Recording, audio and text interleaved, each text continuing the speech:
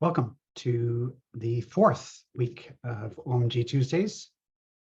Our series on fruits of the Spirit continues, this time with gentleness and self-control. So here's our core verse for every week, Galatians 5:22-23. By contrast, the fruit of the Spirit is love, joy, peace, patience, kindness, generosity, faithfulness, gentleness, and self-control. There is no law against such things. So when I was preparing for this week, I got, a bit into the weeds, and hopefully this is helpful. I was looking up gentleness, and then I discovered that meekness is the same word, and both are used in different parts of the New Testament. And then I looked up what some other figures had said about meekness and gentleness. So Aristotle, Greek philosopher before Christ, he thought that meekness' main job was to moderate anger, and he defined anger as the desire for vengeance when someone wrongs you.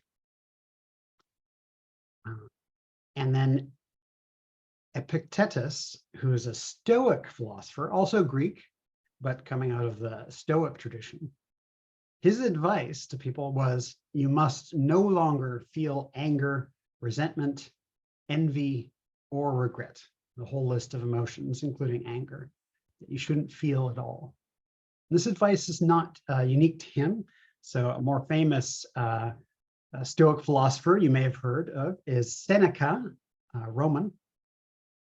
And this is actually a pretty good translation of his writings on anger. This book, How to Keep Your Cool, which translated by James Rome. I have it on my shelf and I've read it. And the Stoic position is, again, that you shouldn't feel anger. You shouldn't, you shouldn't just damp it down, but you should sort of talk yourself out of it, right? You should realize there's a lot of things in the world you can't control. And if you get angry at, someone who's more powerful than you, they're just going to push you down. So just, clamp that in, hold that back, and realize you can't do anything about it. Get rid of that feeling. Same for a lot of feelings, right? No sense feeling regret, can't change the past, et cetera, et cetera. Anyway, I'm mentioning this because I think the Christian attitude towards anger is different. So we see St. John Chrysostom, writing in the early centuries after Christ, he thought that without anger, with no anger at all, teaching will be useless, judgments unstable, and crimes unchecked. And then St. Thomas Aquinas, my favorite theologian, writing in the 13th, 14th century, he said, meekness is good, it's a good thing, and it tends primarily to diminish anger, and that's also good, rather than inflame it. And he thinks that's helpful because it is natural for us to feel angry, especially when we are injured. We desire vengeance for our injuries when someone has hurt us or offended us. But he says the lack of anger, when we ought to be angry, can also be a vice. So there is a time and a place for anger. Generally, you probably want less anger. That's what meekness is for. But sometimes you might actually need more anger when it's appropriate. So all of that philosophy and theology in the background, I thought provided some helpful context to help us think of how we can understand these Bible verses. So in the letter to Titus, it writes, remind them to be subject to the rulers and authorities, etc. Avoid quarreling, be gentle, show every courtesy to everyone.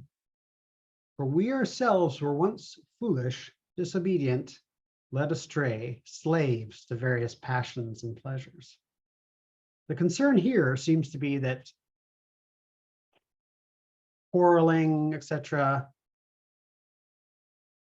foolishness is often a result of being enslaved to our emotions, our feelings. They kind of overwhelm us and lead us in these various directions.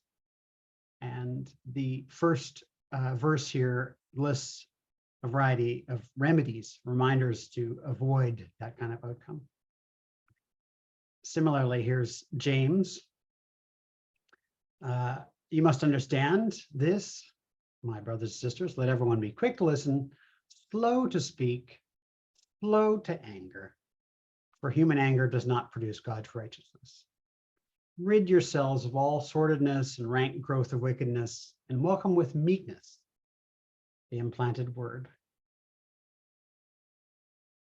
I think, this is my personal interpretation, slow to speak, slow to anger doesn't mean never speak or never be angry, but put the brakes on it, right? Consider, is this actually useful in keeping with righteousness? That's, I think, what meekness helps with. Again, not eliminating anger entirely, but slowing it down so we can reflect on it. And we see something perhaps similar in 2 Timothy. Passions are mentioned, shun youthful passions and pursue righteousness, faith, hope, love, and peace. Have nothing to do with stupid, senseless controversies. That's how the NRSV translates it. You know that they breed quarrels, and you must not be quarrelsome, but kindly to everyone. An apt teacher, patient, correcting opponents with gentleness. So again, we see a concern with too much passion overwhelming us, especially when we're young. But at the end, it says correcting opponents. So meekness, gentleness, translated here in this passage, doesn't mean everyone can walk over you, but something more like, be patient, be a good teacher, hold to the truth, but don't explode in anger and pour it out over people. And then we got to self-control. Self-control is, of course, famously popular in the sense that we all, blame ourselves for not having enough.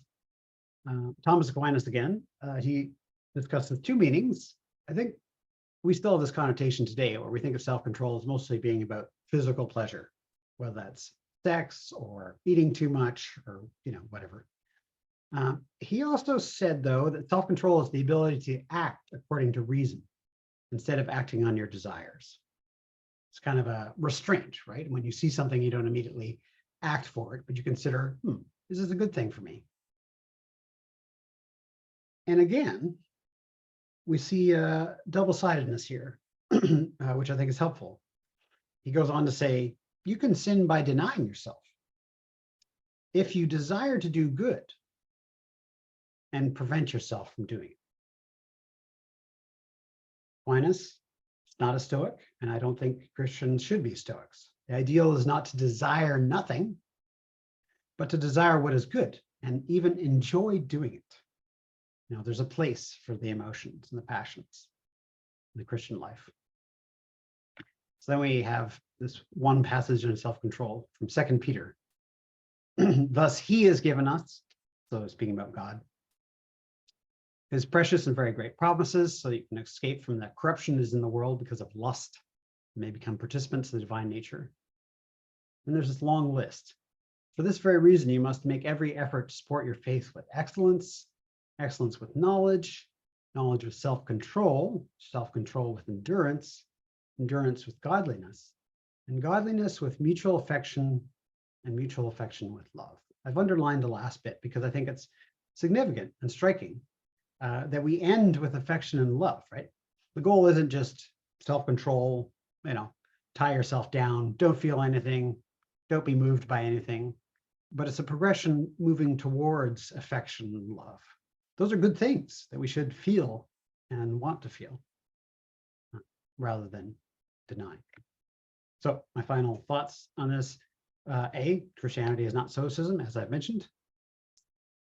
2, same as last week, be gentle with yourself. Fruits take time to grow. Actually, last time I mentioned this 2 weeks ago, I said, be kind to yourself. Perhaps you could put every fruit in the list and apply them to yourself to some degree.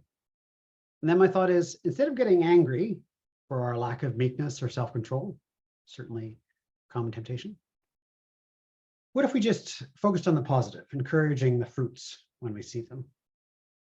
That is a gentle form of teaching, a gentle form of correction with others.